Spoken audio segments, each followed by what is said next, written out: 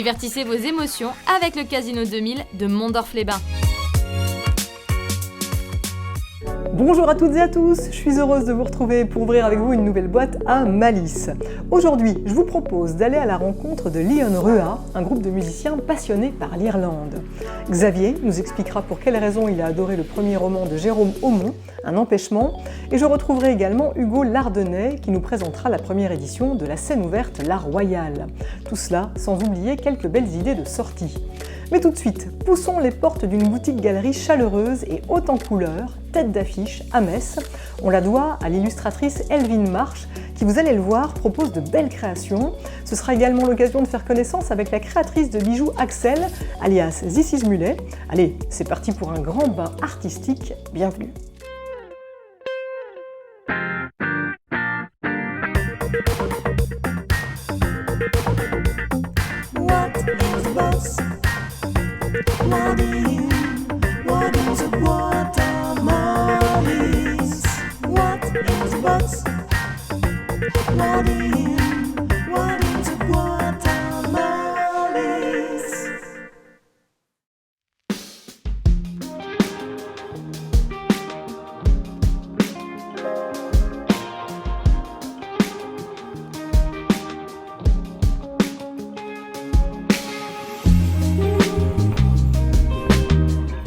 Bonjour. Bonjour. C'est un plaisir de vous retrouver ici, rue Gambetta, 12 rue Gambetta, à Metz, dans cette magnifique boutique tête d'affiche. Elle porte bien son nom, on le voit puisqu'il y a des affiches partout, tout autour de nous, vous allez nous expliquer ça. Il se trouve que vous êtes, et vous êtes toujours illustratrice, mais vous avez aussi un petit parcours dans la création, dans la mode. Expliquez-moi un petit peu votre histoire. Tout à fait. De formation, je suis styliste et puis il y a quelques années, j'ai eu envie de me tourner vers l'illustration qui était finalement une continuité de mon métier d'origine. Oui. Et puis de l'illustration, j'ai eu envie de créer ce magasin. Oui. Comment ça se passe? Parce que ça veut dire que vous êtes illustratrice avec votre univers. Et puis tout d'un coup, vous avez envie aussi d'être passeuse, de partager à la fois vos illustrations, puisqu'on en retrouve ici quelques-unes, et puis surtout les illustrations des autres. Tout à fait. L'idée et le concept en fait existaient déjà dans d'autres villes, dans de grandes villes évidemment, comme Paris, comme Marseille, comme à Lille. Et j'avais envie d'importer ce concept et de parler des illustrateurs qu'on avait aussi dans la région. Et j'avais envie d'ouvrir un magasin à Metz. Oui, c'est vrai qu'il y en a. Alors il y en a combien justement des illustrateurs ici? Alors il y a un peu plus d'une centaine d'illustrateurs, oui. Entre 100 et 120 illustrateurs différents.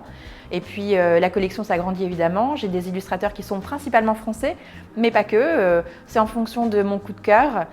J'ai des illustrateurs qui viennent d'Allemagne, d'Espagne, du Portugal.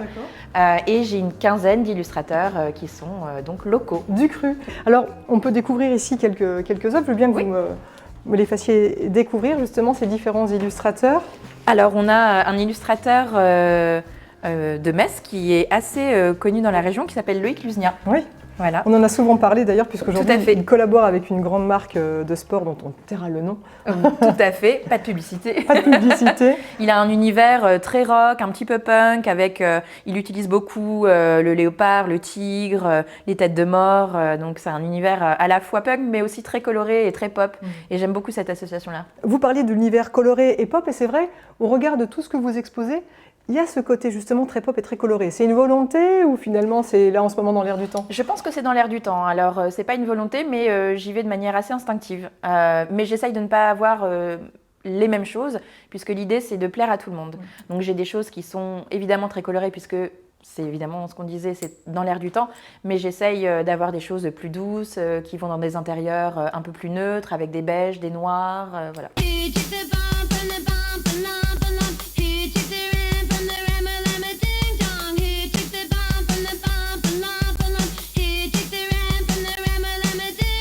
L'idée, c'était d'avoir un panel de choses très différentes. On a notamment des impressions numériques qui sont signées et numérotées. On a des artistes qui simplement signent. On a de la sérigraphie également. Donc là, on est sur des œuvres encore plus, on va dire, rares. On a de la risographie, qui est une technique d'impression encore différente. Et on a quelques originaux, mais ça c'est encore plus rare. On voit que les prix aussi, ça reste complètement accessible. C'est ça aussi l'objectif, c'est de pouvoir avoir des œuvres à soi à des tarifs corrects? Tout à fait. L'idée c'est de pouvoir décorer chez soi avec des œuvres uniques et avec des tarifs abordables. Alors on a le travail aussi de Lucille Matter, qui est assez intéressant. J'aime beaucoup en fait. Qui est aussi Messine, je crois, il me semble. Qui est Messine, ouais. tout à fait. Très voilà, qui travaille beaucoup sur les paysages, qui a une gamme coloristique très intéressante, très douce. Voilà. Vous-même, on peut découvrir ici vos créations, où sont-elles alors? Oui, alors on peut découvrir mes créations chez Tête d'Affiche. Elles sont ici. Alors on a quelques illustrations qui fonctionnent bien et qui marchent bien. J'ai un univers plutôt naïf. Oui, justement, comment vous définiriez votre patte, votre style? C'est vrai que instinctivement, je fais des choses assez enfantines, assez naïves.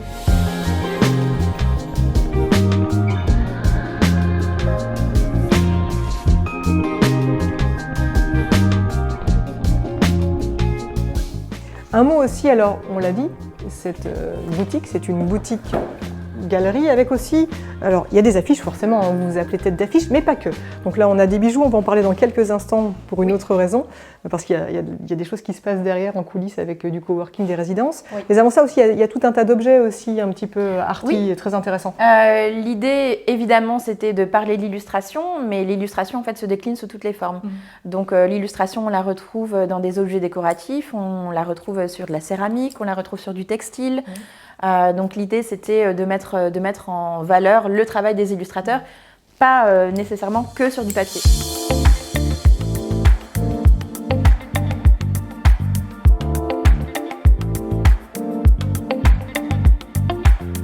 On l'a évoqué tout à l'heure et maintenant on peut peut-être rentrer un peu dans le détail, c'est que derrière ce rideau, en fait, il y a tout un espace dédié au coworking et aux résidences. Donc, il vous tenait à cœur d'aller encore plus loin finalement que la simple boutique. C'était d'accueillir des artistes aussi, de partager. Expliquez-moi un peu tout ça. Alors, cette partie, en réalité, elle s'est faite assez naturellement et elle s'est faite surtout à la rencontre de ce local. Quand j'ai découvert le local, la particularité de ce local, c'est qu'il était tout en longueur. Avec la possibilité d'avoir plusieurs espaces. Donc l'espace de vente, l'espace galerie, que j'ai appelé galerie éphémère, qui peut accueillir en fait des artistes différents en fonction des semaines et des mois. Et à l'arrière, avec une très belle réserve qui pouvait accueillir un bureau et un espace de coworking. J'ai accueilli des artistes de manière ponctuelle qui sont venus travailler dans mon bureau, qui ont été exposés.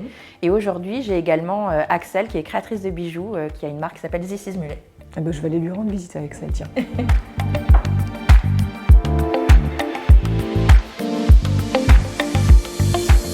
Axel, bonjour. On se trouve ici dans votre atelier. Alors Elvine le disait, ici vous êtes finalement résidente permanente de cette boutique et galerie Tête d'Affiche.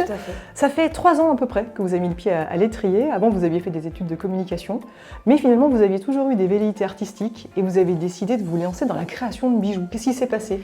Alors, c'était pendant le confinement, on était tous un peu en train de se chercher. Et puis, moi qui étais déjà passionnée par le bijou et qui avait énormément de choses à la maison, je me suis dit qu'on allait pouvoir s'amuser à retransformer.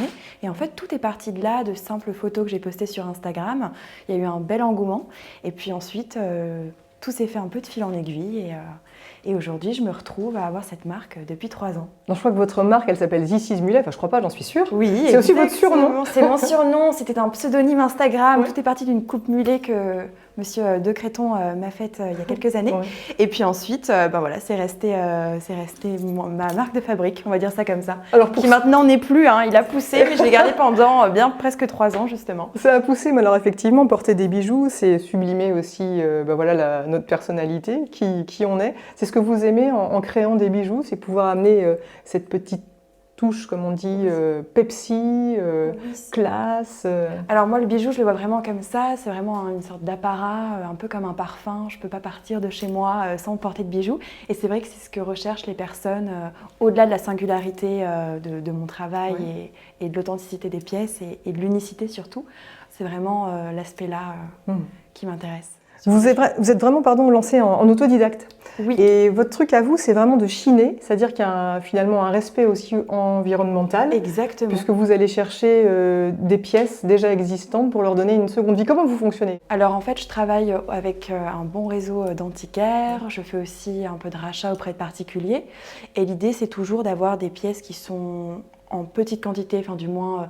pas beaucoup de chaînes, quelques mètres, certains apprêts pour toujours pouvoir renouveler et éviter aussi la surproduction. C'est ça, puis ce qui fait qu'on a des œuvres à chaque fois qui sont uniques, Qui sont uniques, singulières, qui n'appartiennent qu'à nous. qui n'appartiennent qu'à nous, qui sont en série limitée, qui sont toujours aussi modulables. L'idée, c'est qu'en fait, on parte, par exemple, d'une paire de boucles d'oreilles et qu'on pourra retransformer aussi par la suite. Ça évite d'en avoir 5, 6. On a juste des petits modules à changer et puis du coup, on peut toujours les personnaliser selon nos envies. Alors on peut voir cela de près à votre table, je vous invite à aller vous asseoir. Oui. Là, donc on a votre bureau. Exactement, avec une multitude de pièces, de petits morceaux.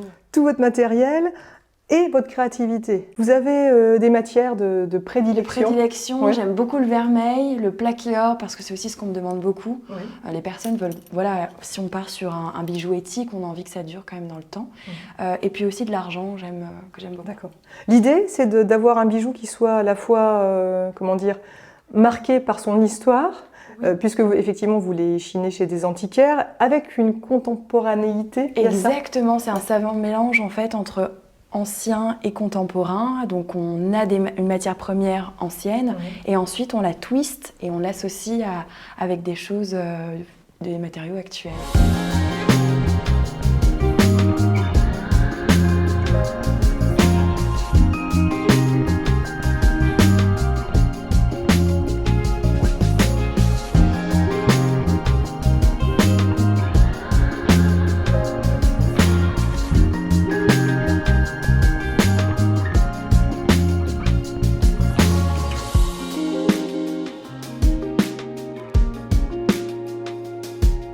Dans cette vitrine, on a aussi bien des bagues, des boucles d'oreilles à clips, là tout ce qui est monoboucle et qui est un peu le best-seller du moment.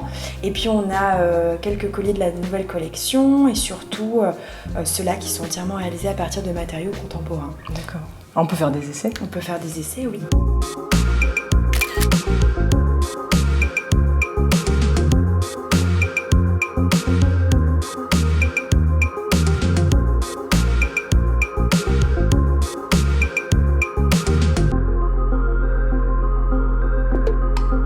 Il y a un soin particulier qui est accordé à la qualité. Qui est accordé à la qualité, c'est justement ça que j'aime dans le bijou ancien en fait. C'est des qualités qui ne se trouvent plus à l'heure actuelle. Il y a des choses très bien qui se font, mais c'est vrai que j'aime les dorures anciennes, le type de maille. On pense surtout à des chaînes filigranes par exemple, ce qui est beaucoup recherché. Donc oui, je suis très soucieuse de ça. En tout cas, moi qui ne porte pas de boucles d'oreilles, très peu de colliers, convainquez-moi de me procurer un collier Zizi Mulet. Qu'est-ce que vous me diriez? Alors je vous dirais déjà que vous avez le visage qui pourrait porter de l'argent à ravir.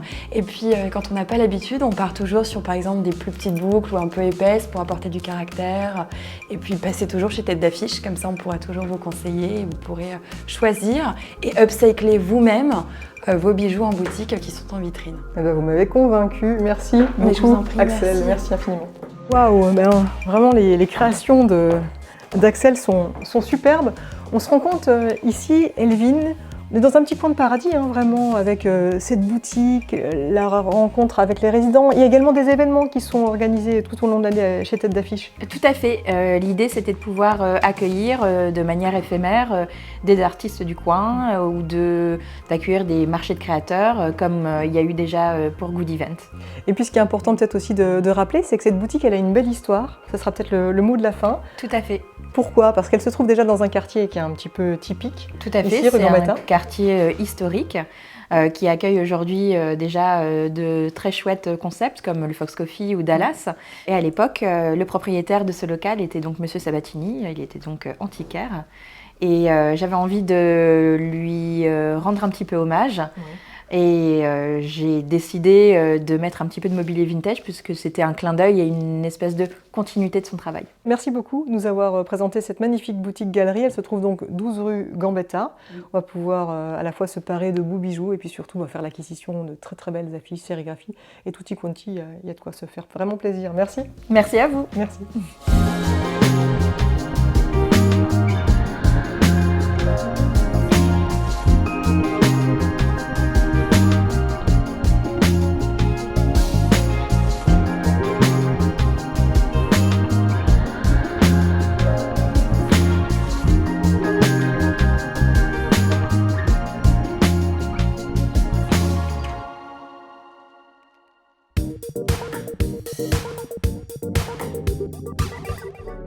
Et vous le voyez, j'ai complètement craqué. À vous maintenant de vous laisser tenter en allant faire un tour chez Tête d'Affiche.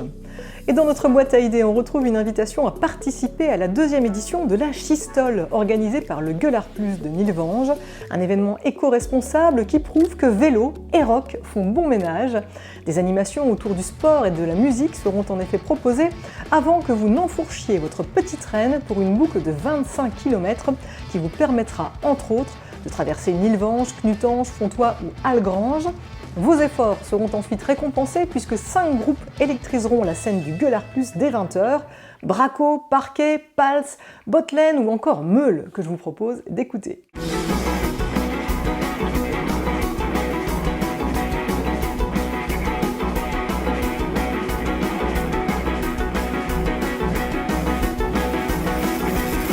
Meule, que vous pourrez écouter dans le cadre de la 2e édition de la Schistole, le rendez-vous sportif et rock de Nilvange, à ne pas manquer vendredi 29 septembre dès 16 h au Gueulard Plus, un événement qui a obtenu le label Olympiade culturelle Paris 2024, mais aussi le label Terre de Jeux. Et dans notre boîte à idées, la musique classique a également droit de cité avec le 11e dîner-spectacle proposé par le Cercle Lyrique de Metz. Vous pourrez à cette occasion apprécier un intermède musical Como una noche en los jardines de España, pardonnez-moi mon accent, préparé par l'école de musique agréée à rayonnement intercommunal. Et plus tard, entre le veau et le finger au chocolat, c'est l'Espagne au travers des airs du répertoire lyrique dont vous pourrez vous délecter. Tout cela se déroule le 30 septembre à Saint-Pierre-aux-Nonains, à Metz. Réservez votre dîner-spectacle via le site du Cercle Lyrique de Metz. Et la semaine dernière, Xavier vous a invité à dévorer L'amour de François Bégodeau, mais ce roman n'est pas le seul à l'avoir fait chavirer en cette rentrée. Écoutez-le.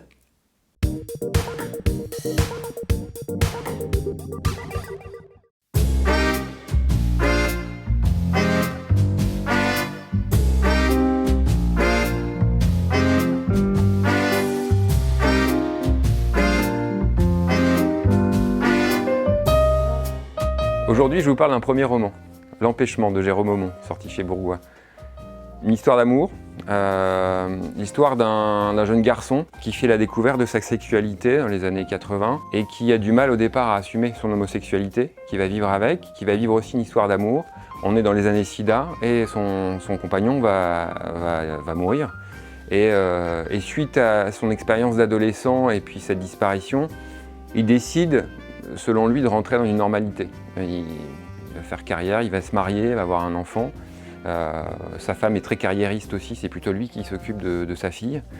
Très papa poule comme ça, très présent, avec une sensibilité forte. Et en accompagnant sa femme qui a un poste à responsabilité dans la presse féminine, il fait la rencontre dans une soirée d'un homme qui va chambouler son existence. Il ne donne pas suite, puisqu'en fait il est dans sa vie bien rangée. Et les hasards de la vie vont l'amener à rencontrer à nouveau cette personne. Et sans y voir de signe, en fait, il s'engage dans cette relation, qui est une relation adultère, mais qui vit comme un émerveillement. Enfin, c'est la découverte de l'amour à 40 ans passés. Et assez vite, en fait, cet amour va être brisé, parce que son amant va avoir un accident de voiture, va mourir. Et donc, il va vivre avec cette tristesse tout en gardant cette normalité. Et donc, ça va être aussi...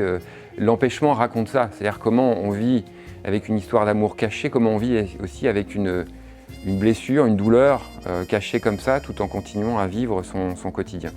Premier roman vraiment intense, d'émotions, de tensions, de sentiments, et qui creuse vraiment l'être humain avec des mots, avec vraiment une énergie qui va vraiment profond à l'intérieur de soi. Voilà, je vous conseille L'Empêchement de Jérôme Aumont.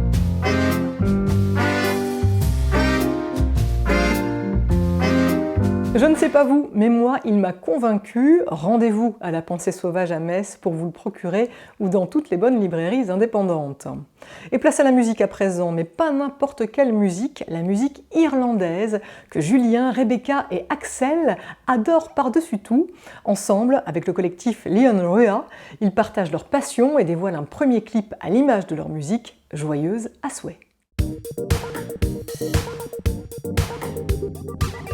And back to the blind road again.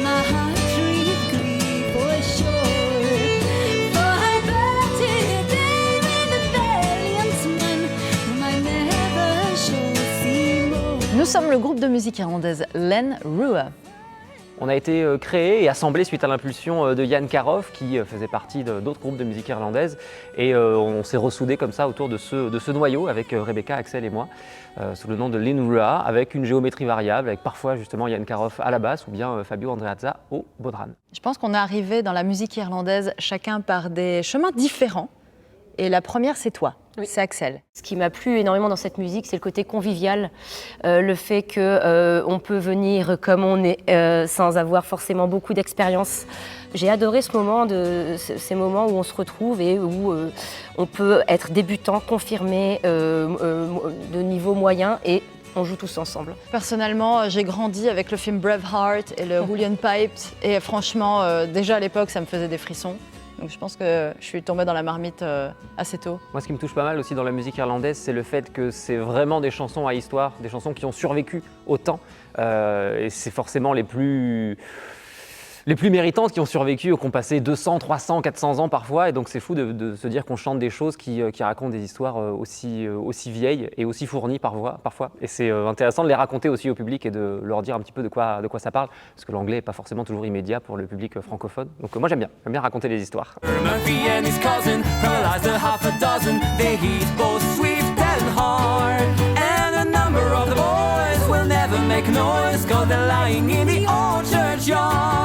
Notre répertoire se compose de ce qu'on appelle des tunes, donc c'est des musiques mélodiques essentiellement, donc sans paroles, qui sont interprétées par le violon, c'est beaucoup l'idée qu'on en a effectivement, ou le concertina, donc qui est un instrument à vent, dérivé de l'accordéon.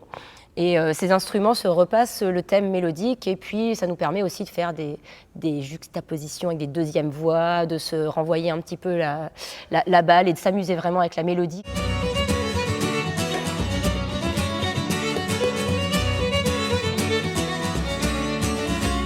Notre répertoire, on ne peut pas vraiment parler de reprise puisque c'est de la tradition orale et séculaire pour certains morceaux. Donc ce qui va faire la différence vraiment surtout et qui va faire notre patte, c'est le type d'arrangement et d'accompagnement qu'on va rajouter sur ces morceaux qui sont à la base juste instrumentaux et mélodiques. Donc notre patte, ça va être ça, le type d'arrangement un petit peu plus moderne parfois, le fait de mixer différents types de danse et aussi le fait qu'on ait beaucoup de chansons dans notre répertoire et beaucoup de chansons avec des harmonies vocales, ce qui est un petit peu moins courant aussi dans ce répertoire-là.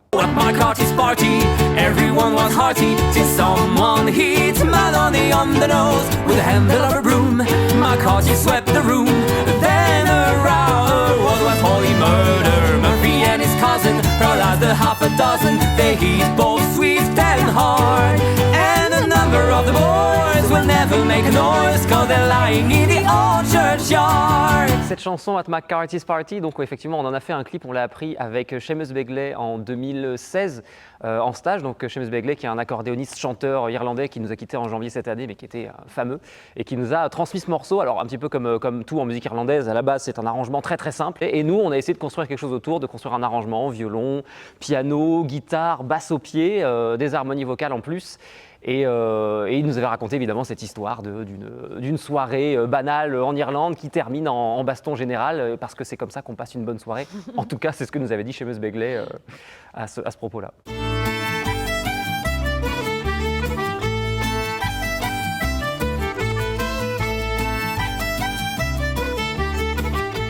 And its father had a pig. Mother had a cow, sister had a rabbit, and brother had a cow. We got some pork from the pig, some milk from the cow, some sport from the rabbit, and a whistle from Johnny's house. So the longer we go on, the merrier we will be. We do belong to a boozing family. Et pour en savoir plus sur ce collectif, connaître leur date de concert et tutti quanti, rendez-vous sur leur page Facebook. De la musique, vous pourrez également en écouter à l'occasion de la première scène ouverte La Royale, qui aura lieu au Royal à Metz le vendredi 29 septembre. Un événement que le photographe Hugo Lardonnais a eu à cœur d'organiser. Explication. Suite à Tête d'affiche le 22 mars dernier dans cette salle, j'ai pu voir à quel point il y avait des jeunes artistes qui étaient là à Metz et qui avaient aussi envie de partager leur art.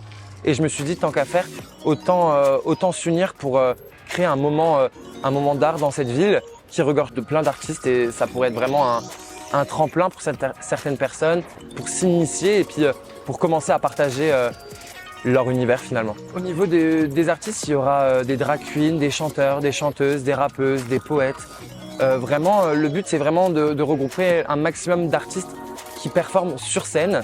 Les 2 premières éditions de la Royale sont déjà bouclées parce que j'ai préféré vraiment moi-même recruter les personnes pour vraiment vendre le concept et proposer au public un vrai spectacle. Mais par la suite, ça sera vraiment une scène ouverte pour que n'importe quelle personne vienne avec sa clé USB, on met la musique, je sais pas, et voilà, la scène est à vous finalement. Ce serait juste toi et moi, près d'ici ou là-bas, sans règle, digne et sans foi. Quand tu veux, on y va. J'ai appelé beaucoup de mes amis de la région, si ce n'est pour citer Thomas Larose, Marina D'Amico, Marius qui sera de retour, qui avait performé du coup le 22 mars dernier. Voilà, il y a plein de beaux noms, dont même aussi Lou Agathe qui a performé la finale de The Voice Kids, là, la dernière. Donc voilà, plein de jolis noms, de beaux artistes, connus ou moins connus.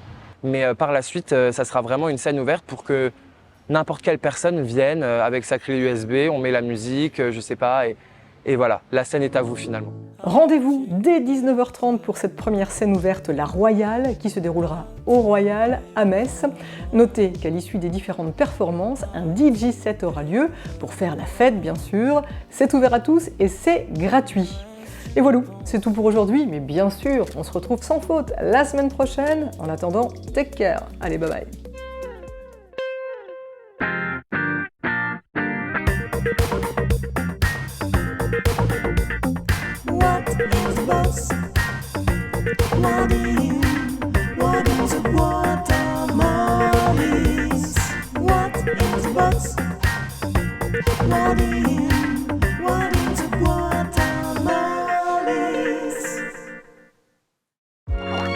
Divertissez vos émotions avec le Casino 2000 de Mondorf-les-Bains.